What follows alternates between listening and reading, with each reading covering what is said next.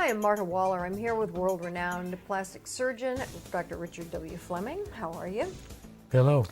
Let's talk about brow lift, how it can enhance one's face and at the same time help your vision, and when it should be the first choice ahead of blepharoplasty.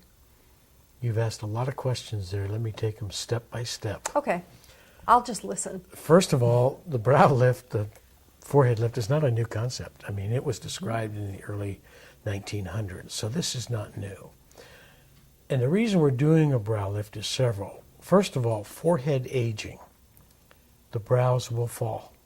That causes a hooded appearance of the upper lids. You get a heavy, tired look, and actually can make the eyes look smaller, which obviously is not a positive feature. The other thing that forehead aging does is we get grooves and frown lines in the forehead, which doesn't help and certainly accentuates the problem by making us look angry or fatigued. So what we're doing is we're elevating the brows or the forehead, and to get back normal facial proportion and to get the brows in good position. There's really several different ways to do this, but the procedure should all be individualized depending upon what problem the patient has. Let's define what's good brow position as we talk about this. In a woman, the brows should be slightly above the bony rim, the bony eye socket, and obviously more arched. In a man, the brow tends to be flatter and located right at that bony rim. So that's our ideal. Having that in mind, then we can go ahead and do the brow lift or just do the upper lid surgery. Many years ago, we developed a hairline incision approach for brow lift because, as we have discussed in previous times, to lower the hairline, we make an incision in the hairline, the existing hairline.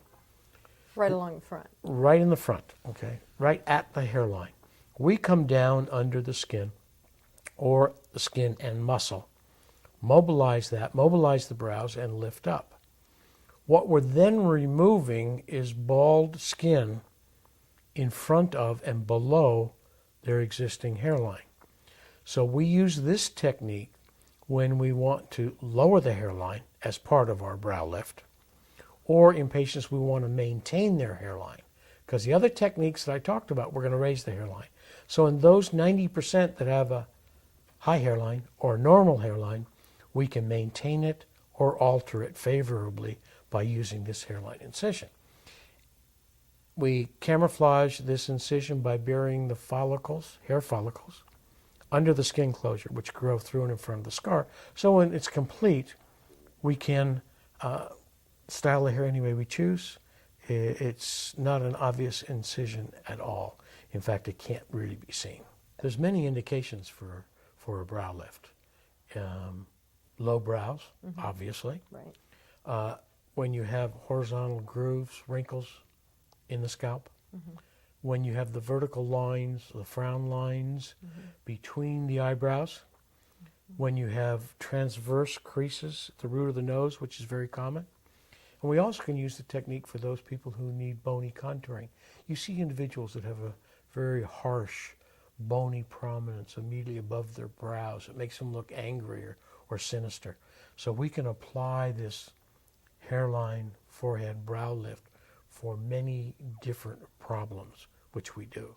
So this is yet another technique that can be done alone or in concert with other things that you're having done at the same time without laying you up for a huge amount of time. That's right.